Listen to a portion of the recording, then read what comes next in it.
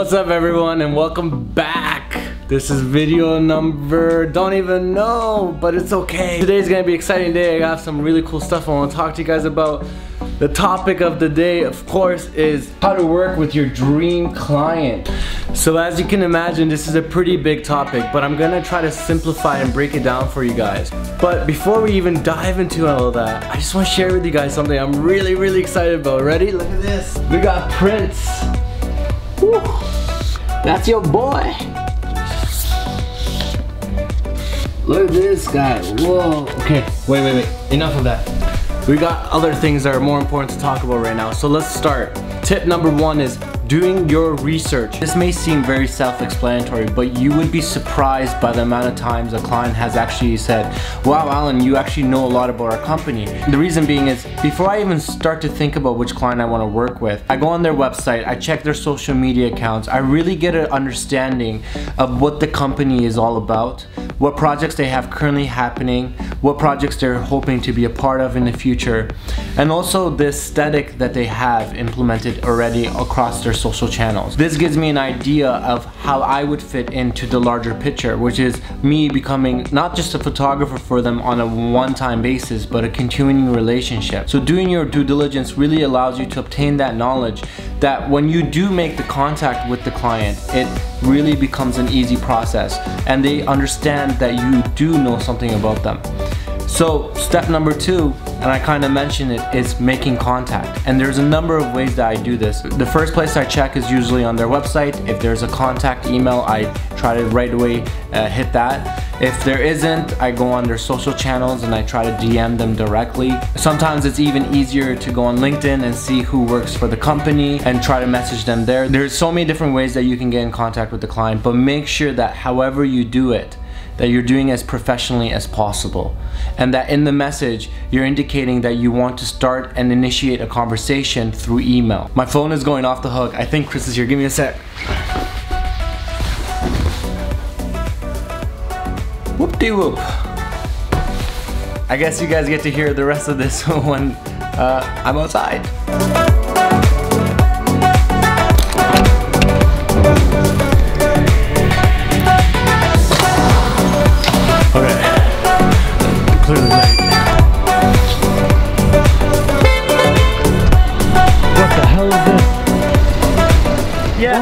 I upgraded the whip.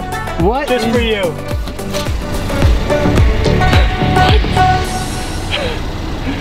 Whose car is this, man?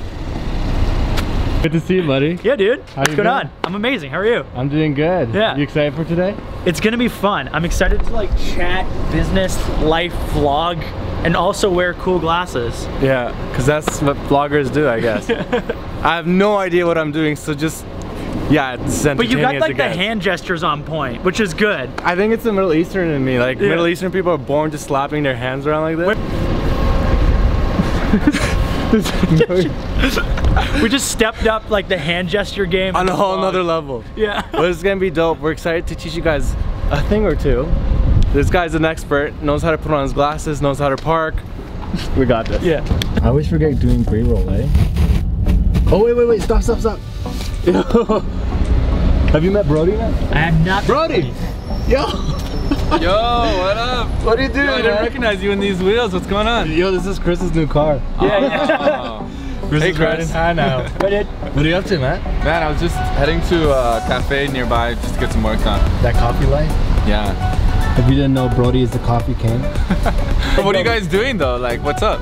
We're shooting, taking out this beautiful car for a ride. Yeah, I can imagine. Well, can I come? Like, I would love to get in this thing. I mean, we got like camera bags in the back and like we can make it work. Yeah, we can make it work.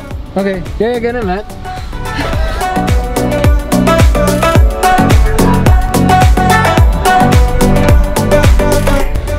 I'm not really sure where Chris brought me to, but it seems pretty cool. I hope this is a cool spot to shoot. Yo, you set up there, man? Yo, we're good to go. Holy shit, I got the Ronin running. This is how we do everything. vlogs now, Ronin style. With the mic on top. What's up, guys? Anything works nowadays. I gotta get my stuff. So much gear in the trunk. Yo, what the hell are you doing in there, man? Oh my gosh. Where did you guys take me? I felt like I was there for 2 hours. So we did manage to bring Brody with us. Did you like the trunk? Is comfy? Chris, it's your turn to get in there, man. With the wrong Guys, I'm in the trunk right now. Yeah, good. You alive though? You good? You breathing? I'm fine. It was really spacious, really comfy. I wouldn't suggest it for like day-to-day use, but once in a while, it's nice to keep the mystery there for when you arrive at your destination. Like our beautiful view today. Oh yeah, look at this grand view, guys. This is absolutely spectacular. We got mountains on this side. We got a waterfall trailing from the north. This is gonna be epic. Epic. You're doing a drone shot first, right? Yeah, and then we got Ronin shots, but like the car's like a little dirty. Here, let me clean it up. Do you mind cleaning it for me? This thing needs to clean this entire car. Watch this. Ready? 3 seconds. 1, 2, 3. Chris is the king of detailing. Yeah. Hire him. Focus on this spot, guys. Macro lens. We're good. Oh my god, now you can be able to keep my composure here. Yeah. You're like, Alan looks serious in this shot. He's just laughing. Oh, Chris out. I'm stealing your car, and I got your wallet. You left it. He has no money in his wallet. There's 30 bucks in there.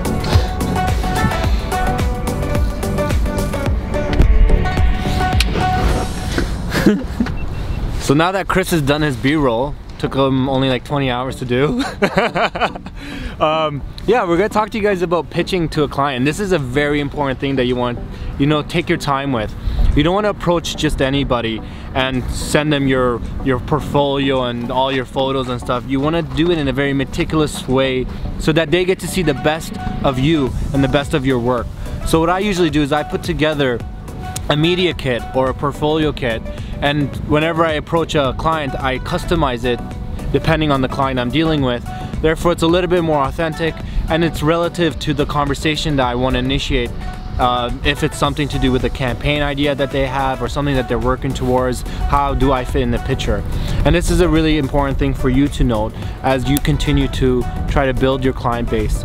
Chris, man, so you've worked with so many different companies and Mercedes being one of them. Look at this beautiful car. Our mutual friends. Yeah. Give me an idea of how you'd go about pitching to a client. Like, what is your process? I mean, my first thing is just like, it's all about relationships. So treat everybody like a human being. And I know that seems like such like an obvious thing or like a kind of like a silly comment, but like if you're reaching out to the company, don't just put like, hey, like find the person you're reaching out to. If you're looking for like the PR manager or the marketing or the social media person, spend some time on that company's website, look through it, find their name, find if she's done any campaigns and reference that in your email. Let's call the girl Sophia. Be like, hey Sophia, I really love that Adidas campaign you just recently did. This part of it was really good and X part of it was really good. I hope that was a success to you. I'm reaching out because of X, Y, and Z. Now, treat people like humans and always kind of like create an opportunity to jump on a call, and that's when you really know if a company will be serious about working with you. So put their name in it. If you have a proposal document, put the company's like logo on it. It's such a small thing, but it's such a like a hot pro tip. It's like, oh, they like customized this just for me. And even if it is a template for you, put the company's logo and then ask to jump on a call. And that's how you'll like get more conversions. That's business language, conversions, which just means you'll get more sales and more money. So yeah, treat people like people, and that will go a long way. Awesome. And along the lines of what Chris is trying to tell you, it is very true that when you're contacting a client that you really try to make it as authentic as possible. You want to come off as if that you somewhat know the person before you even initiate the conversation. It's important to be as personable as possible, especially when you're dealing with businesses that get a crazy amount of emails. And you want to make their day. You don't want to make them feel like you're spamming them with emails. I'm sure they get a lot. So take these tips and we're going to move forward to the next one. I want to revisit pitching a little bit more before I jump into the next point. What I used to do, I used to prepare this awesome media kit, and I used to prepare this also a portfolio piece that I would send out to the clients when I was emailing them. And all it does is basically tell them who you are, the work that you have done, and give them an example of what you think you know, how you can work together. So the media kit was actually something that really helped me initiate the conversation with the clients, because they got to see examples of work that I've done in the past. They also got to see my style and my approach. I mean, I designed it myself, so in the description of it I would tell them that, you know, I have design background, so it's not just photography. Another thing I would include in the media kit was the proposal part. The proposal part talks about my idea of how I want to work with the client, whether or not it's a campaign idea, a marketing idea, or just creating content for them. And at the end of that, I'd actually start into the budget. And this leads me to the next point, which is all about negotiation. Okay, time to get out of this place because I'm hungry, I'm tired. You guys ready to go? Yo, good to go. You got all the stuff you need? I got the shot. I'm happy. Yeah. You good too, Brody? Let's get out of here. Awesome, man. I'm driving. Hey, Chris. Yo. You think I could ride shotgun this time? I mean, I need to get some B-roll shots. Really love. I mean, like, I came up in the trunk. I don't know, but like, I need a massage, and like it has the massage I'll give chairs. you a massage. I'll make you coffee if I can ride shotgun, at least all the way back to town. Pretty solid negotiator. That's a good deal. And there you have it, guys. That's the next thing I want to talk to you about, is negotiation. This is so key. And these guys are terrible at acting, but it's okay, because you know what? We're gonna teach you guys how to negotiate. So I love how you guys negotiated, but Chris is still sitting shotgun. They don't It's because I actually have an actual shotgun, so he was just terrified. He's like, don't bring that out. So Chris, question for you, man. Yep. How do you deal with clients when you're trying to negotiate a deal? Like, what is your approach? I mean, I have mine, but like, I feel like everyone's is kind of different. Yeah, I think the biggest thing when going into a negotiation is knowing what value you have. So if you're a service provider, if you're a photographer or videographer, whatever skill set, like you're helping them. So make sure it's a collaborative approach, but also don't let the client take advantage of you. Like their goal is to always get the most out of you for the least amount of money as possible. So know what you're worth, know your value. So really like compare yourself to different people, ask questions of what other people are charging, so that when you go into a contract with a client and you're like negotiating what the price should be, you know exactly what you should be asking for. And if you do it professionally, you will get that. So you're the best, man. And look at this amazing hair. I even washed it for him today. Can you believe it? That's how much I care about Alan's video. Oh man, it's all love here, guys. So we're back, and I decided to bring Chris here to the graffiti alley. This is your first time here, which I'm surprised about. Yeah, I've like literally, I've seen everybody post pictures in like the Toronto scene. They're like, going to graffiti alley. I was like, I should go there, but I was saving it for Alan. So I want to end off the video, but before I do, I just want to talk on the last point, which is follow-up. And this is very key when you're initiating a conversation with a client, but really ending it. I mean, everyone works with someone, and then at the end, they don't really follow up. And this is important. You want to send a thank you letter or a thank you note. Sometimes it's just a simple email that says, hey, you know what, it was great to work with you, and I really hope that we can work together in the future. One thing I do, and I still try to maintain, is I sometimes send a print to the client and be like, hey, you know what, I took this photo during the campaign, I really hope you like it. And they put it up on their wall. I mean, everyone's happy. And that's just one way of doing it. Chris has his own methods. Chris, what do you sometimes do? Yeah, it comes back to that point that I was talking about before, is like empathize with the person that's hiring you. You know, how would you feel if they, you know, you received a print? Well, that'd be an amazing thing. Or even a quick email. It's so easy to just be like, it was so great working with you. Thank you again for the opportunity. That small thing will be their last memory of you, and it's a nice one. So that will go a long way when they're like at the next campaign, hey, maybe we should hire Alan again for that, or maybe we should hire Chris, or maybe we should hire you for that. Don't forget those small little things, they actually make a difference. So it takes 2 minutes.